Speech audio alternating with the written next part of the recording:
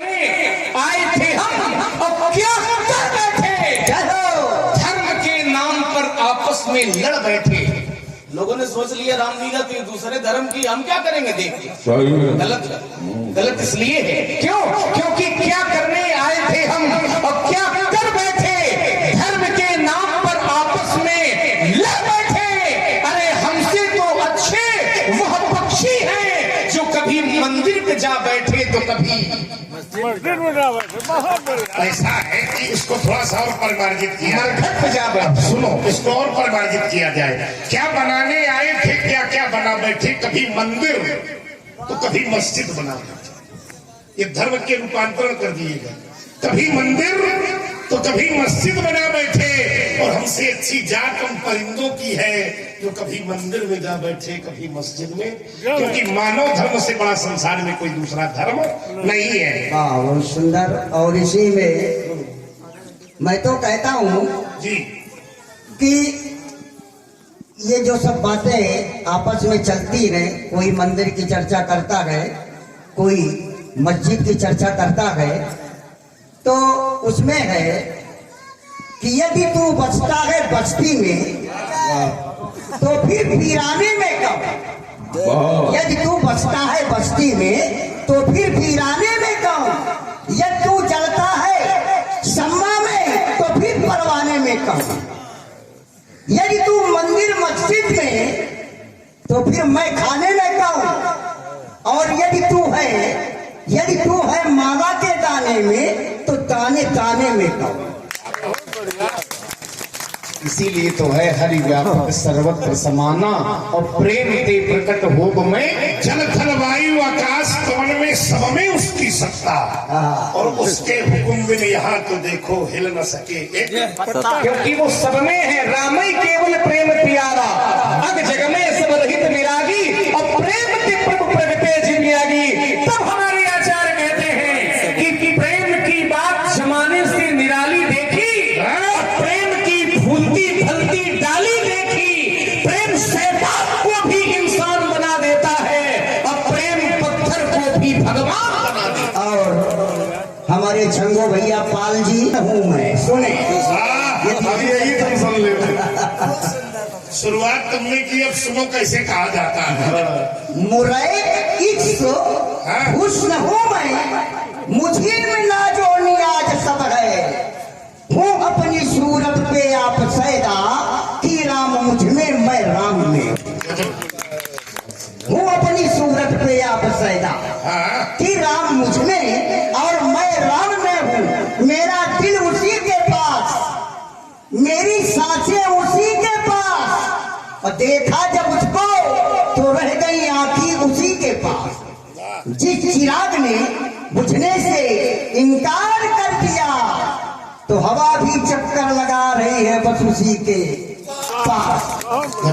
वो ऐसा लग रहा है। देखिए, दूसरे धर्म को मानने वाली जिस समय परमात्मा के दरबार पर पहुंची जगन्नाथ, हाँ, तो नजर मिली, बहुत सुंदर मिली, फिर झुकी और शर्मा गई।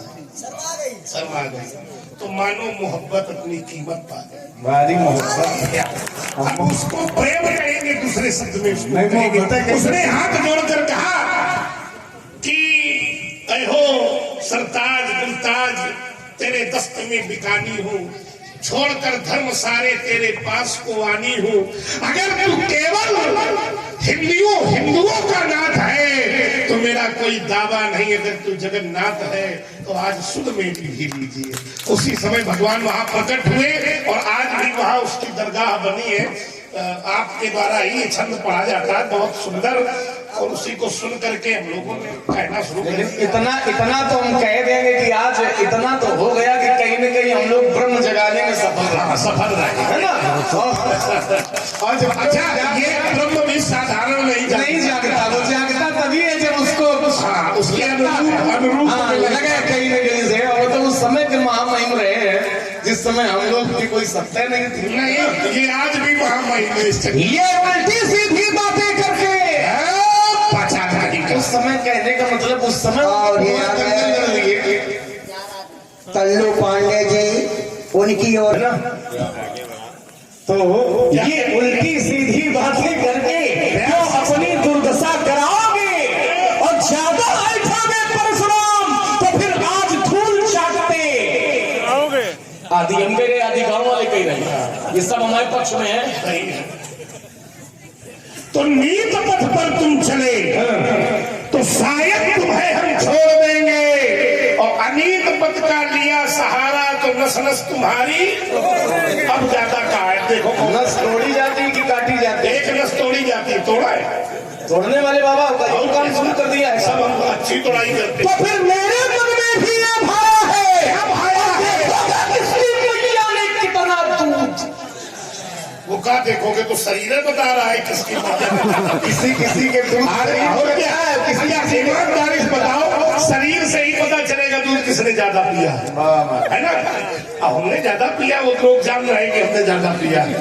तो फिर तुमने कहा मेरे मन में भाया है, तो फिर मैंने भी हद ठानी है, और आज पता चल जाएगा किस दूध में कितना पानी। अरे दूध में तो पानी होता है, दूध में पानी नहीं बचेगा तो दूध खोया बन जाएगा। तो दूध में तो पानी तो होता ही है, इसलिए इन नरसिंहों से मत टकराना, और नरसिंहों में बसा भवानी, और जो भी मुझसे लड़ने आया मांगा उसने पानी। अरे पानी पानी बड़ा पानीदार है। तो आज एक बात मैं तुमको बता दूं, भूल गई हो चक्कर मकर उछल वो था दबो समय, भूल गई हो उछल वो था दबो समय। जाऊंगा छीन के दोनों भाइयों के धनुष बाण, आज मिथिलापुरी से मारना भगाऊंगा। तो सभा में पुकार कहो अस्त्र शस्त्र त्याग, परशुराम न कहूंगा। तो सभा से भाग जाओगे, बोलेंगे कि थोड़ा संभालेंगे, भागे पर चक्कर में फिर उसको थोड़ा खा लेंगे, वो शक्कर है नहीं, ये नहीं कर सकते। चिरंजीवी चंद्रवंचा विष्णुस्कार खा लेंगे। तुम्हें क्या हो गया है जो अकड़ते ही बुझाते हो, और जगत के वीर सिंहों को ये भरसा दिखाते हो। लक्ष्मण सोता सिंह जगाता है वंशी बंगों को, तू काल ककार बनाता है। सुन लीजिए बंगुआ लखनलाल, अंतिम दिन तेरे आते हैं जैसे मरणहार चीटी के पंच स्वयं गाते हैं। शांत भी नहीं लखनलाल, अब शांत नहीं रह पाएगा। हम मिथिला से क्या नहीं बनी, कल युद्ध में सजाएगा, युद्ध नहीं करेंगे, ढाल शरीर से प्यास बुझाएगी, फिर लखनलाल की क्रोध में धरा मस्त हो जाएगी। वो चंडी है ललकार रही, ये कहती स्वयं भगवती है, अब हो जाओ तैयार बाबा, आज खुली चुनौती। हल्के में न लेना, यद्यपि वंश में प्रसिद्ध था सहस्त्र बाहुल, जिसका जहान में कोई दूसरा न जोड़ा था। मैंने ही कठिन कुठार की धार सो, जब उसके पास सैन्य न थोड़ा था। अरे सुन रे दुष्ट लक्ष्मण, मैं वही हूँ परशुराम, जिसने छात्र वंश का कोई योद्धा न छोड़ा था। फिर जाता हूँ जब ये तुम्हें दोनों एक रास्ते वाला मुझे नहीं खाता, है पीछे ना हटाता बुझाता, शत्रुओं को बताता मेरे बच्चियों को, फिर धर्मा के सोनित की सैन्य भाता को लेकर राजा बढ़ा दे, कभी समर्श है, कभी सदा में विजय की पताका। अब सब लोग जयकारा परशुराम बाबा की, लखनलाल की जय। तो आज मैं तुमको बता दूं बेटा, सामान्य स्थिति में मत लेना। धनुष के तोड़ैया को आज सभा के मध्य लाऊंगा, आया जो भी समर्थन में। देखो नाम भी मौजीलाल, अब मौज आ रही है। दोनों ने 50 रुपए इसी संवाद में भेंट किया। भाई मौजीलाल भैया को बहुत बहुत धन्यवाद। और आते जाइए, ले जरा मौज लेते जाइए। हाँ रजोल जी पाल, उनकी ओर से भी 50 है, बहुत बहुत धन्यवाद। आज धनुष तोड़ैया को सभा के मध्य लाऊंगा, जो भी आया समर्थन में चल कर दन वही धाम में मिलाऊंगा। यदि न करो तो सभा में पुकार कहो अस्त्र शस्त्र त्याग, परशुराम न कहूंगा। सबसे पहले महाराज एक बात हम बताएं, आप हमें बेटा न कहो। थोड़ा थोड़ा ये भी चलता चले, रस भी बना रहे हैं। हमें चुटकी भी बड़ी आवश्यक है। अच्छा बेटा न कहो, क्यों कहें? क्योंकि यदि हम तुम्हारे बेटा होते तो फिर ये धरातल न होता कि सुनी मुनि बचन लखन मुस्काने और बोले बरस धरे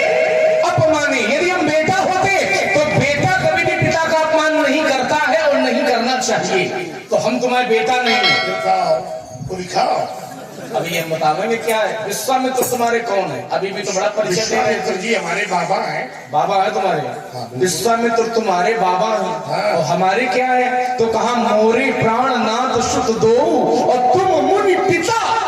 विश्वामित्र इनके बाबा हैं और हमारे पिताजी हैं, तो हम इनके बेटा हुए। और चाचा जी तुम्हारी परिक्रमा कही।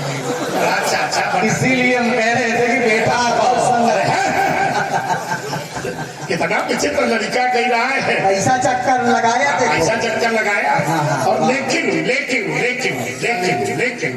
ब्राह्मण और क्षत्रिय की आयु में ब्राह्मण बालक अगर 10 वर्ष का है और क्षत्रिय बूढ़ा है तो भी ब्राह्मण बालक बड़ा है। बेटा हम ब्राह्मण है, तुम चाहे जितने बड़े चाचा हो हमरे इतने बूढ़े हो। अबे ब्राह्मण कह रही है ये न जानो, ये तुम्हारे विषय शास्त्र जानता है। आप आए हो भृगुकुल कमल पतंगा।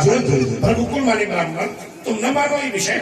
बहुत लोग होते हैं कि हम नहीं मानते, न मानो। नहीं, शास्त्र तो धनुष तोड़ने वाले को भी जानता हूँ, मानता है कि किसने तोड़ा है, लेकिन आप नहीं जानते हो तो आप भटक रहे हो। ऐसे ही शास्त्र तुम्हें जानता है कि तुम ब्राह्मण हो, लेकिन लक्ष्मण अभी नहीं जानता है। और जब लक्ष्मण जान जाएगा ब्राह्मण तो फिर जो कुछ कहूं सहूं इस रोकी, फिर हम पैर छुड़ेंगे, फिर तुम कुछ कहेंगे। अभी तुम अच्छा, जब बाबा विश्वामित्र ने तुमको प्रणाम कराया था तो क्या कहकर कराया था? वाह, हमसे कि बेटा अपने बेटे को प्रणाम करना। ना ये नहीं कहा था। क्या कहा था? उन्होंने कहा था कि परशुराम जी हैं, इनको प्रणाम करो। हमें आपके पैसा 16 दूनी याद पढ़ा रहा है, ये सब चलेगा थोड़ी तुम्हारा। कैसे नहीं?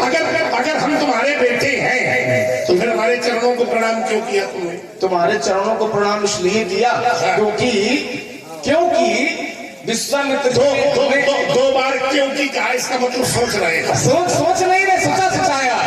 क्योंकि इसलिए हम कह रहे हैं क्योंकि विश्वामित्र जी ने हमें आपके चरणों में डाल दिया और तुम कहा क्या? उन्होंने बेटे को प्रणाम कराया।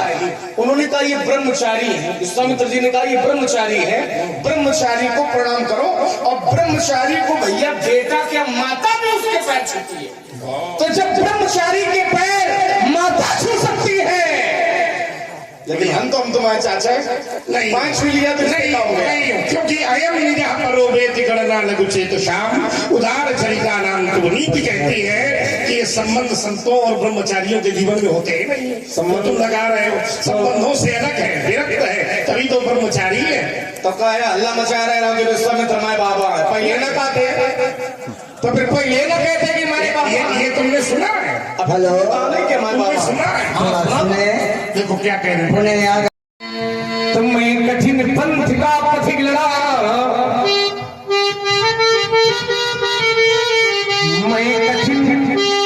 मैं कठिन पंथ का पथिक लड़ा करता नित झंझावातों से करता नित झंझावातों से। ये प्राकृतिक प्रकोप न डरा सके हमको अपने आघातों से, हमको अपने आघातों से। मैं चला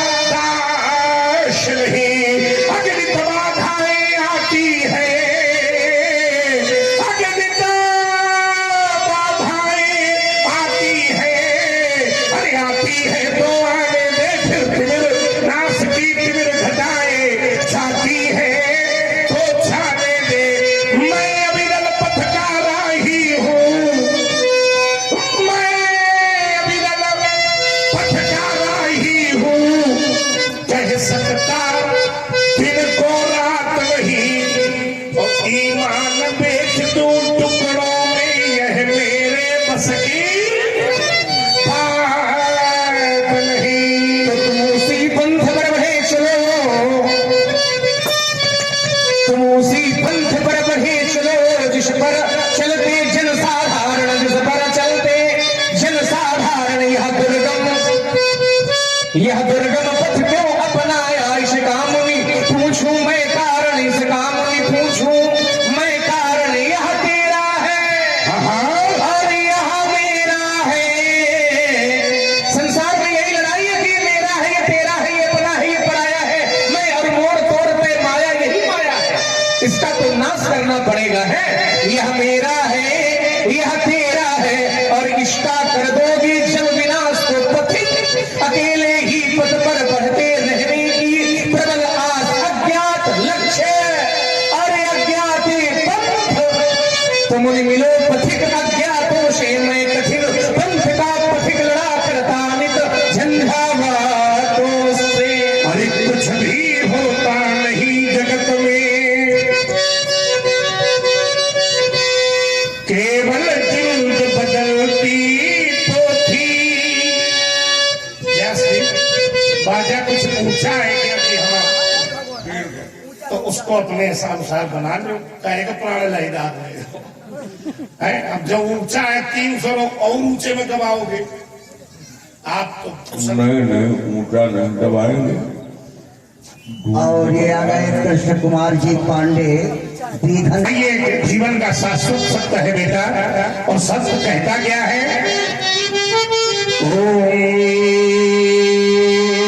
अरे कुछ भी होता नहीं जगत में केवल जिल्द बदलती पोथी। जैसे सुबह धूप को पहले देखो रात चांदनी होती।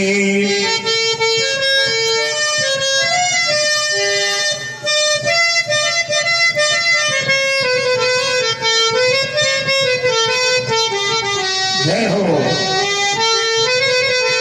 अरे इन कुछ मुखड़ों की नाराजी से जय जय कभी दर्पण नहीं मरा करता है क्योंकि जीवन नहीं मरा करता ये जीवन नहीं मरा करता है। अगर ऐसा होता तो मैंने देखा है कि कितनी बार घड़ियां फूटे कितनी बार घड़ियां फूटे पर सिकन न आई है पनघट में। कितनी बार कश्तियां डूबी फिर भी चहल पहल है घट में। एक बालक खेल रहा था हाथ में खिलौना था खिलौना छूटा और टूटा। लोगों ने पूछा क्या बालक ने खेलना छोड़ दिया? शास्त्र ने कहा नहीं। अरे चंद खिलौने टूट गए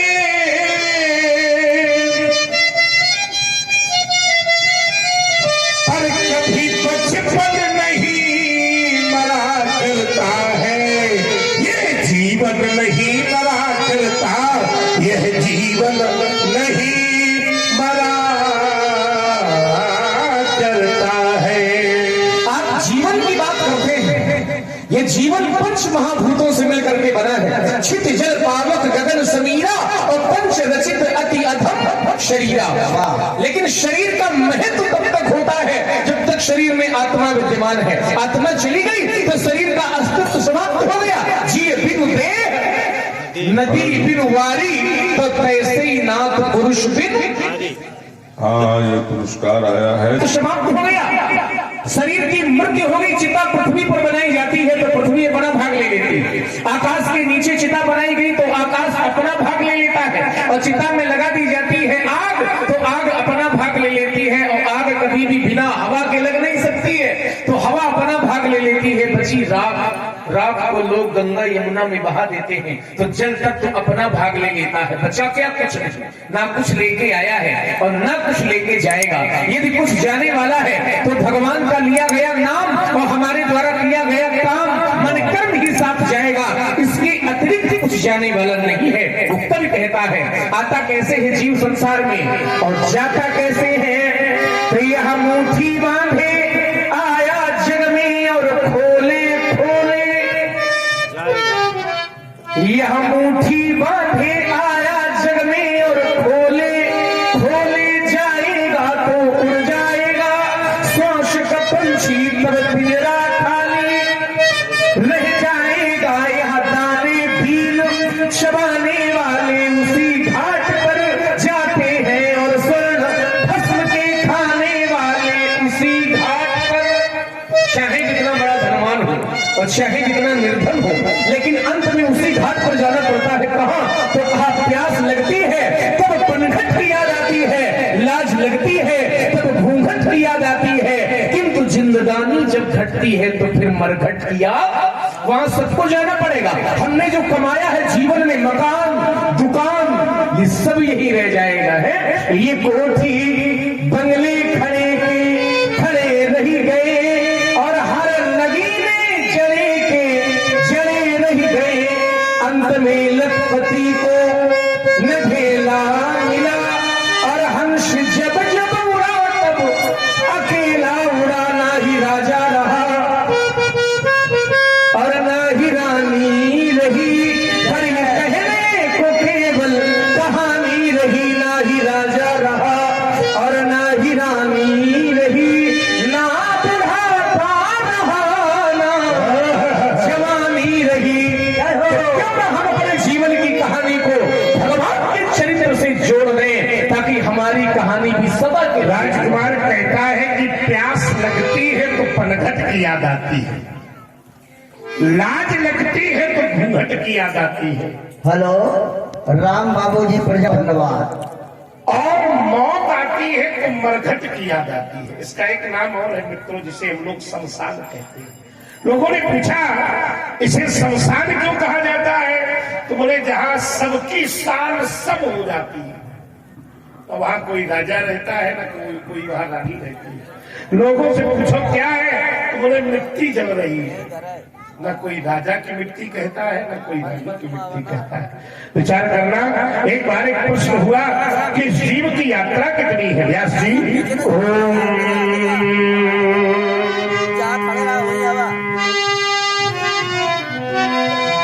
ये बात तो उत्तर हुआ कि माँ की गोदी से मरघट तक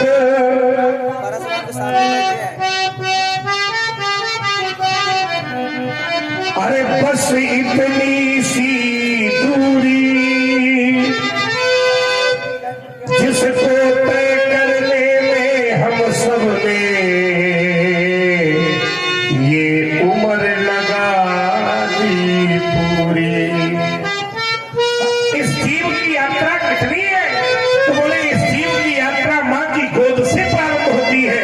और मित्रों कहाँ तक, तो बोले जहां मरघट है वही यात्रा प्रारंभ समाप्त हो जाती है। सह न सके सर दर्द कभी, अरे उपचार बहुत करवाए,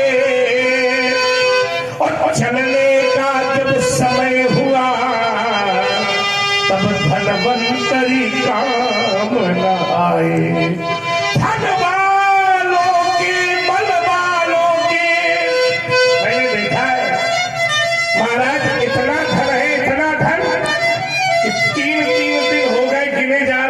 पता नहीं चल पाए इतना धन है। धन वालों के अरे बड़े बड़े बेटे हैं, पर अंत समय में चुप होकर वो भी चित लेते हैं। एक कवि ने कहा ये मानव शरीर कंचन का शरीर है। किसी कवि ने इस शरीर की काया नाम दिया है, और उसी कवि ने हंस करके इस शरीर पर व्यंग किया है। क्या व्यंग किया है, क्या व्यंग किया है व्यास जी? सोने की राखी को देखो,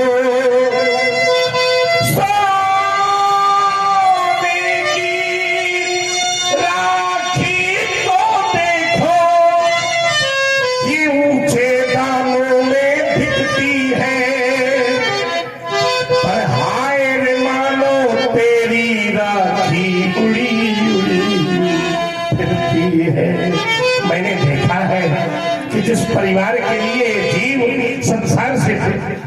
से दूरी बनाता है।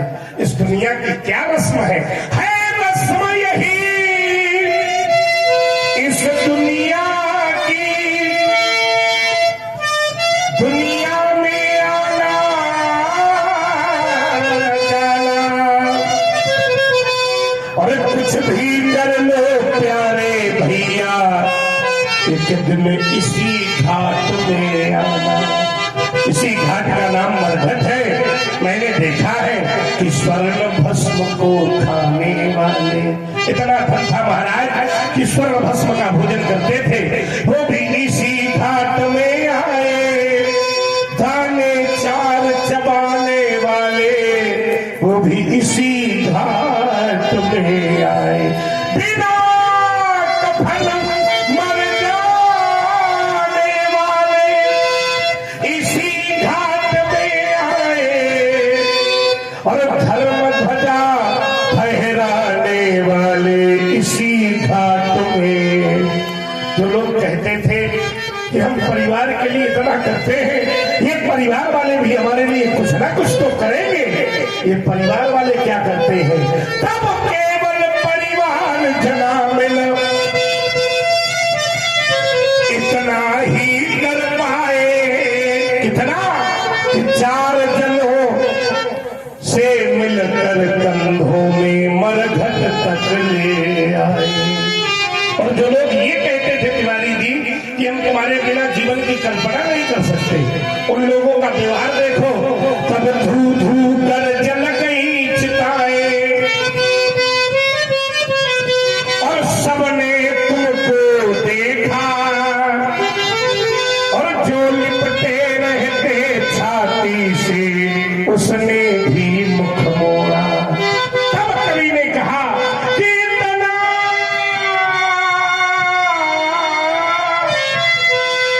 बड़ा परिवार बनाया, और इतना बड़ा झमेला, जी इतना बड़ा, और चलने का जब समय हुआ तो फिर चलता हंस अकेला। राजकुमार कहता है जिंदगी में हजारों का मेला जुड़ा, हंस जब भी उड़ा वो अकेला उड़ा। हेलो, आगे आ गए कृष्ण कुमार जी। कहता है कि कहां से आए और कैसे आए, और किसी को ये मालूम नहीं, तो कौन बूंदे मोती बन जाए उनमें भूखो मालूम नहीं। कहां से आए कैसे आए, और किसी को ये मालूम नहीं, तो कौन बूंदे मोती बन जाए उनमें भूखो मालूम नहीं। प्रातःकाल होते ही पंछी, ये जो पंछी शब्द ये और कोई नहीं, हम सभी लोग हैं। परिवार के पालन पोषण के लिए हम घर से निकलते हैं, लेकिन जब घर से निकलते हैं तो हमें ये पता नहीं होता कि शाम को हम सकुशल वापस आ जाएंगे, क्योंकि एक क्षण का भी भरोसा नहीं है, क्षण भंगुर नहीं है जीवन। वही कवि कहता है कि प्रातःकाल होते ही पंछी दाना चुगने चल देते हैं, और छोड़ घोंसले में बच्चों को जीवन की नैया कहते हैं। और सुनना, लेकिन प्राण पखेरु कब उड़ जाए, ये प्राण पखेरु कब उड़ जाए ये उन बच्चों को मालूम नहीं। तो कौन बूंदे मोती बन जाए उनमें भूखो मालूम नहीं। दो अनजाने राही देखो, एक का नाम वर और दूसरे का नाम कन्या, दोनों का विवाह होता है, पाणी ग्रहण संस्कार होता है, तो 7 वचन में एक वचन यह भी देते हैं कि हम दोनों जीवन में एक दूसरे का साथ नहीं छोड़ेंगे।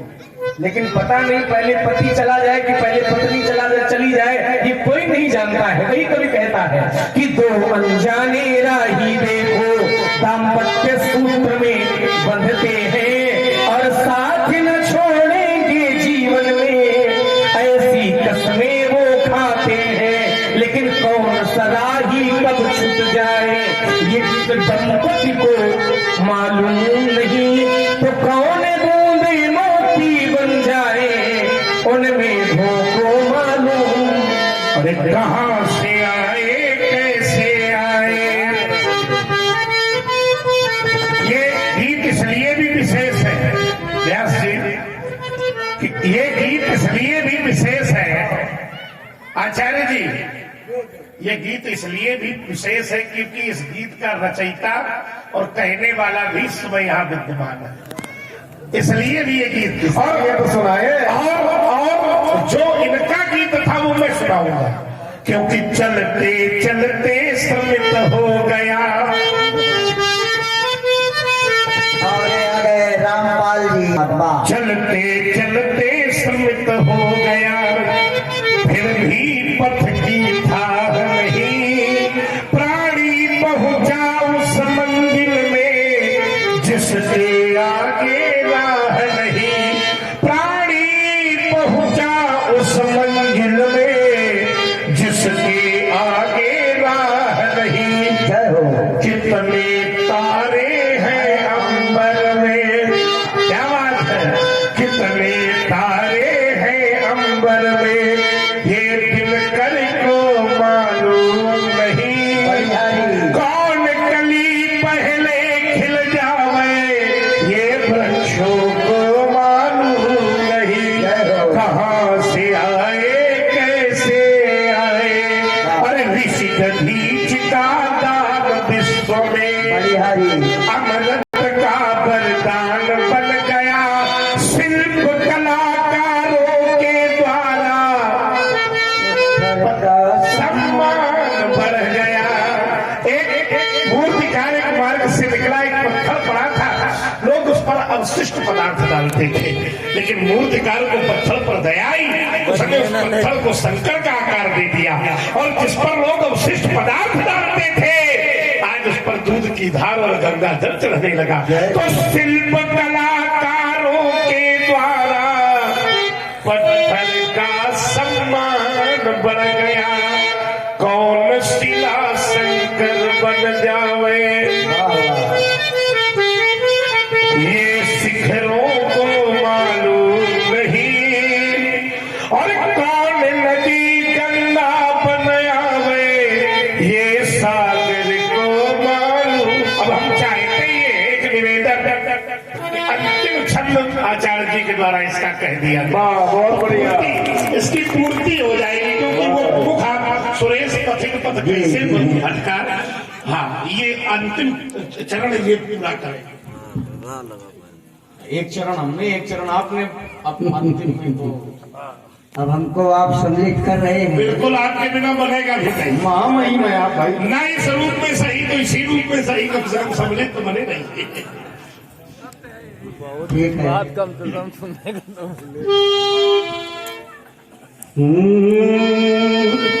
समय समय पर ध्यान लगा। क्या बात है, जय हो।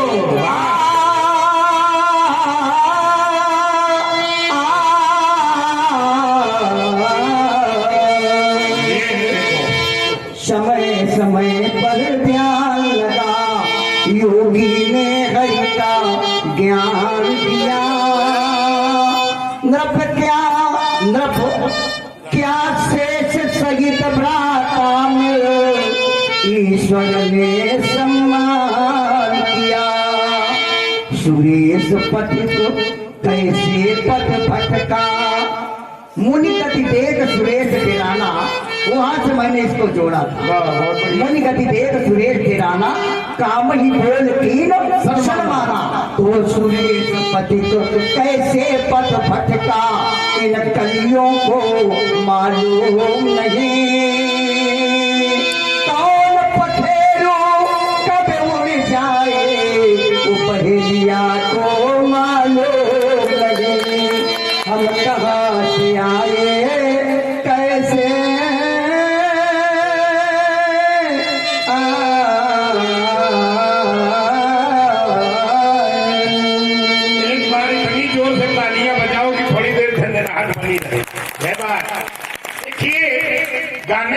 बहुत लोग गाते हैं लेकिन पूर्ति कहीं से नहीं होती है।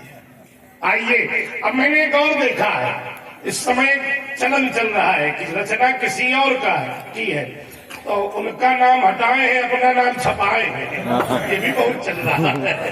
तो ये भी विषय ये वस्तु है। तो चलिए महाराज, पर्याप्त पूर्ति हो गई। अभी पंचायत चरित्र से भी वार्ता होती चलेगी, बिल्कुल छूटने कुछ न पाए, आप जहां से दिशा निर्देश दे दोगे ऐसा होता चले।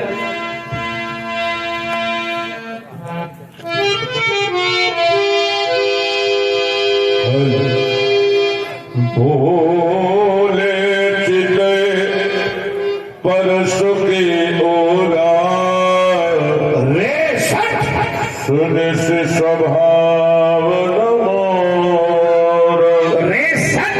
देखो व्यास जी, हमने इसको मूर्ख नहीं कहा, सट कहा है, क्योंकि हम इसमें भी बिगड़ी हुई स्थिति देख रहे हैं। इसको सुधरने के प्रयास है इसमें किए जाए, क्योंकि सत सुधर सत्संगत रे सट सुने से स्वभाव। अगर कदाचित तूने मेरा स्वभाव प्रभाव देखा होता, अरे उसका दुरुपयोग कर रहा है।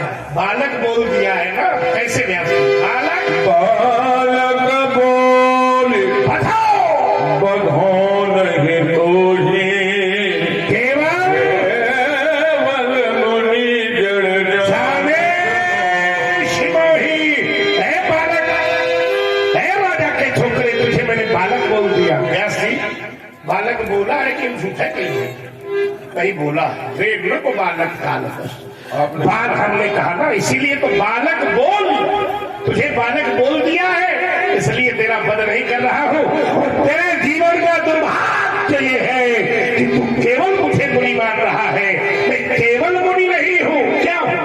बाल चारी चाहे अति को ब्रह्मचारियों की श्रेणी में भी श्रेष्ठ बेस विदित क्षत्रिय कुल लगता है विश्व में इसलिए प्रसिद्ध हूं क्योंकि मैंने है वंशी क्षत्रियों का इस धरती से विनाश किया है, धरती का भार हटाया है।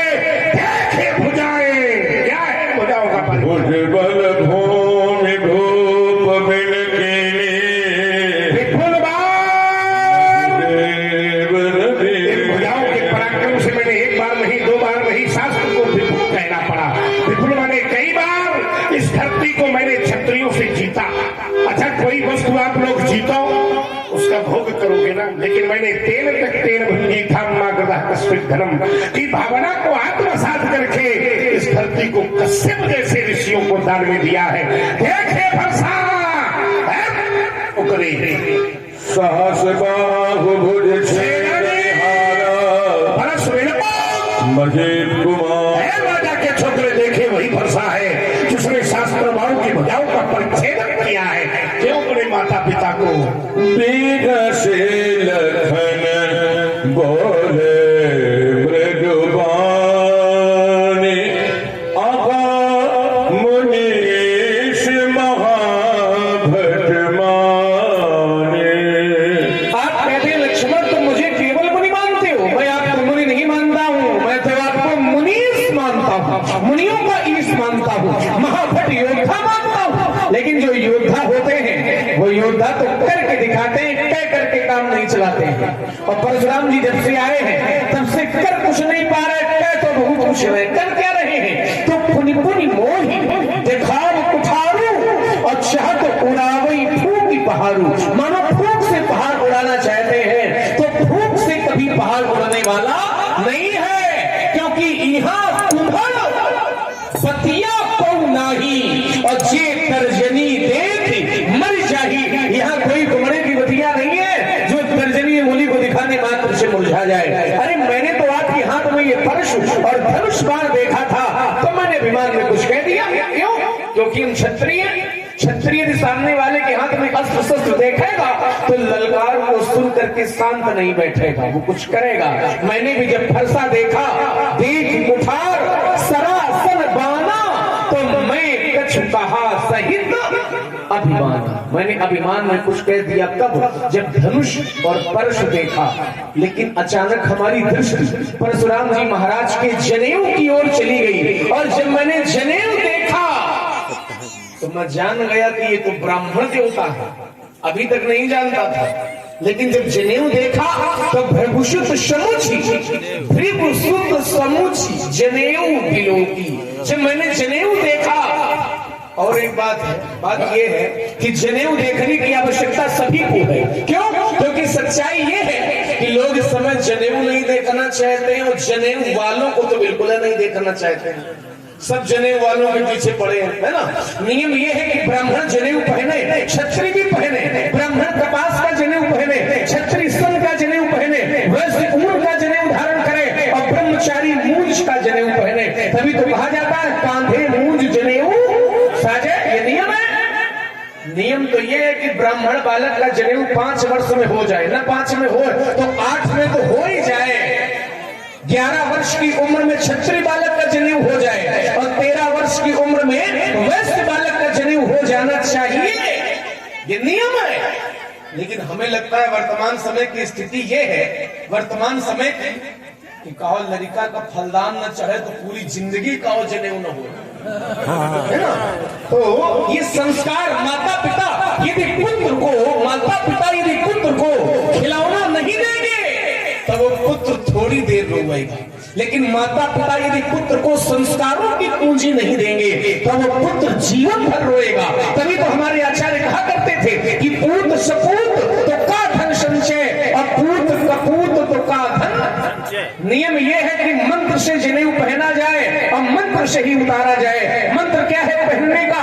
तो आचार्य कहते हैं ओम यज्ञोपवीतम परमं पवित्रम प्रजापति सहजम पुरस्ताद आयुष्यम अग्रम प्रतिमुंच शुभ्रम यज्ञोपवीतम बलमुस्तेजा। यज्ञोपवीतम परमं पवित्रम, यज्ञोपवीत परम पवित्र है, और परम पवित्र को जब हम धारण करेंगे तो हमारा मन भी पवित्र बनेगा। इसका निर्माण ब्रह्मा जी ने किया है। पहनने से होता क्या है? तो कहा आयुष्यम अग्रम। जनेऊ पहनने वाले व्यक्ति की आयु बढ़ती है। अब लोग नहीं पहनते हैं तो अकाल मृत्यु ज्यादा होती है। प्रतिमुंच शुभ्रम, हृदय में अच्छे विचार आते हैं और व्यक्ति बलवान और तेजवान बनता है।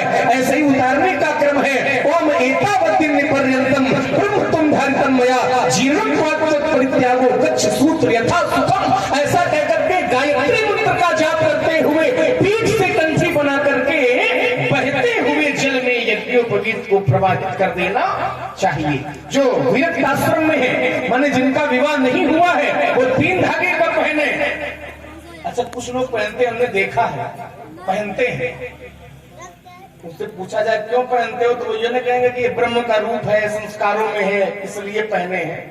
वो कहेंगे महाराज जनेऊ नहीं पहनेंगे तो ये चाबी हम कहाँ बांधेंगे। ऐसा भी होता है, मैंने देखा है। अब बताओ, जनेऊ में तुमने यदि चाबी बांध ली, एक गांठी अतिरिक्त लगा दी, माने दूसरे ब्रह्मा तुम बन गए, तो जनेऊ खंडित हो गया। उसको पहनने से कोई लाभ नहीं है। जनेऊ का क्रम है, जितनी गांठें नियत है, यदि एक अतिरिक्त लगा देंगे तो वो खंडित हो जाएगा जनेऊ, है ना। तो यज्ञोपवीत की बड़ी नियमावली है। जिसका विवाह हो जाए वो 6 धागे का पहने, जिसका नहीं हुआ है वो 3 धागे का पहने। जो विरक्त आश्रम में है, ऐसा इसलिए हमारे आचार्य कहा करते थे कि सतयुग में पहले स्त्रियां भी जनेऊ पहनती थी, स्त्रियों का भी यज्ञोपवीत संस्कार होता था। लेकिन जब से स्त्रियों ने इंद्र की ब्रह्म हत्या के पाप का 4थाई भाग ले लिया, तब से नारियां अपवित्र कही गई, और नारियों का जनेऊ भी अब पुरुषों को ही पहनना पड़ता है। इसी कारण से जब विवाह होता है तो कन्या के द्वार पर दुर्गा जनेऊ होता है। मैंने परशुराम जी महाराज का जनेऊ देखा तो मैं जान गया कि आप ब्राह्मण हैं, आप ब्राह्मण हैं, हम क्षत्रिय हैं। 100 वर्ष का क्षत्रिय, आप बता भी चुके हैं कि पिता पुत्र के समान है। और सबसे बड़ी बात तो ये कि सच्चा क्षत्रिय वही है जो ब्राह्मणों का सम्मान करे, जो ब्राह्मणों की सेवा करे। और फिर हमारा तो जन्म ही ब्राह्मणों की कृपा से है, और हमारे वंश का नियम है सुर महिसुर हरिजन अनुगाई, तो हमारे कुल इन पर न सुराई। क्यों? क्योंकि बधे पाप अपकीर्ति हारे, मारत हूँ पाप बनी तुम्हारे। इनका वध करने पर हमें पाप पाप लगेगा। क्यों? क्योंकि ब्राह्मण है। यदि हमारे हाथों से इनका वध हो गया तो हमें ब्रह्म हत्या का पाप लगेगा। और हम यदि इनसे हार गए तो लोग कहेंगे बताओ लक्ष्मण क्षत्रिय होके हार गया, माने हम जीत जाए इनसे तब भी हारे और हार जाए तब तो हारे है ही। तो इनसे लड़ाई लड़ने से कोई लाभ नहीं है। यदि मैंने महाराज आपको कुछ अनुचित कह दिया है, क्योंकि आपका एक एक वचन करोड़ वज्रों के समान हृदय में चुभता है। कोट पुलिस शब्द वचन तुम्हारा और वीर धर्म धनवान उठारा, जो विरोध अनुचित कहे अनुचित कहा तो आप क्षमा करें, जो विरोध अनुचित कहे क्षमा महामुनि भी। और तुम्हारी बात तो कोई अच्छी नहीं है, पर एक बात जो यज्ञोपवीत की तुमने कही वो हमको अच्छी लगी। आचार्य जी आप लोग विचार करिए, व्यास जी भी विचार करो, जितने लोग बैठे विचार करें। गुरुकुल में जब हम कहते हैं कई छात्र आते हैं तो नियम है कि उसका पहले यज्ञोपवीत संस्कार होता है। तो हम भी कहते हैं भाई यज्ञोपवीत कराओ। तो बोले पंडित जी सोचो रहा है कि लड़का के ब्याह में करा लें। हमने कहा नहीं कराओ, नियम है। ब्राह्मण बालक 9 वर्ष, क्षत्रिय 11 वर्ष, वैश्य अधिकतम 13 वर्ष। आइए मैं घटना आपको बताऊं। एक पंडित जी के पास एक पिताजी पहुंचे, बोले पंडित जी लड़का का जनेऊ निपटावे का है, लड़का का जनेऊ निपटाना है। पंडित जी ने कहा देखो 2-3 तो हम पहले से लिए, पर निपटवा हम तुम्हारा भी देंगे, चिंता न करो। सो जैसे तैसे जनेऊ निपटा तो चौथे दिन बालक ने भी जनेऊ को निकाला और खटिया में लिपटा दिया। ये संस्कार होते हैं। विचार करिए, एक महीन बात तुम्हारी बात पर जोड़ते हुए चलूं कि गायत्री मंत्र में 4 चरण होते और पुरुष में केवल विश्वामित्र जी ने गायत्री के 1 चरण की सिद्धि पाई है। लेकिन माताओं में हमारे संचालक जी बैठे हैं, माता तिद की पुत्री थी जिसका नाम रचना था, उनके पति का नाम त्वष्टा था और रचना ने गायत्री के 4 चरणों की सिद्धि प्राप्त की। और देखिए विशेष बात, इन्हीं के पुत्र थे विश्वरूप, जिन्हें विश्व देवगुरु के पद पर बैठाला गया। कब? जब बृहस्पति जी नाराज हो गए तब। क्यों? क्योंकि इनको एक विद्या आती थी जिसका नाम था नारायण कवच। इंद्र ने इनसे नारायण कवच लिया। चूंकि ये दैत्यों के मामा थे तो धीमे से दैत्यों का भी भला करते थे, सो इंद्र ने इसके 3 सर काट दिए। इंद्र को ब्रह्म हत्या का पाप लगा। इंद्र ने कहा मैं राजा हूं, सुख दुख में प्रजा उसके साथ होनी चाहिए। सो उसने पहला ब्रह्म हत्या का पाप जल को दिया। महाराज जल में उससे पहले झाग नहीं होता था, ये झाग ब्रह्म हत्या के कारण हुआ। दूसरा भाग धरती को दिया, उससे पहले धरती ऊसर नहीं होती थी, ये ऊसर बंजर होना इंद्र का श्राप था। तीसरा भाग वृक्षों को दिया, उससे पहले वृक्षों में गोंद का जन्म नहीं था, ये गोंद। और चौथा श्राप नारी जात को दिया, जिसके कारण ये नारी रजस्वला होने लगी, अपवित्र होने लगी। तब ये यज्ञोपवीत कन्या के पिता को जन्म के समय दे दिया गया। कन्या का पिता इस यज्ञोपवीत को संभाल कर रखता और जब वर उसके दरवाजे पर आता तो दुर्गा जनेऊ के रूप में ये जनेऊ सौंपा जाता। आइए, बाकी तुमने काम कोई अच्छा अभी तक किया नहीं हो तो बाबा बैठे हैं संचालक जी के पीछे। अच्छा, हाँ, इनको देख के छोड़ रहा हूँ। बाबा की याद आई। हाँ, यही कह रहे थे कि दई देव जब होगा तो देखा जाएगा। तो अब मैं इनको देख रहा हूँ और तुम छोड़ भी रहा हूँ तो केवल कौशिक शील बहुत बढ़िया नहीं, आप थोड़े ही परिश्रम में गुरु ऋण से गुरु ऋण और यहाँ गए राजा पाल। कहो लखन मुनिशील तुम्हारा को नहीं जानो विदित संसार। आपका शील कौन नहीं जानता है? सारा संसार जानता है कि माता पिता इन्होंने बहनी की, माता जी का इन्होंने कंठ काट दिया, लेकिन पिताजी से वरदान प्राप्त कर लिया कि माता जी को न जीवित हो जाए। संसार में माता पुत्र को जीवन देती है, लेकिन परशुराम जी ने अपनी माता जी को नया जीवन दे दिया, इसलिए माता जी के ऋण से गुरु हो गए। सहस्त्रबाहु अर्जुन के पुत्रों ने इनके पिताजी का कंठ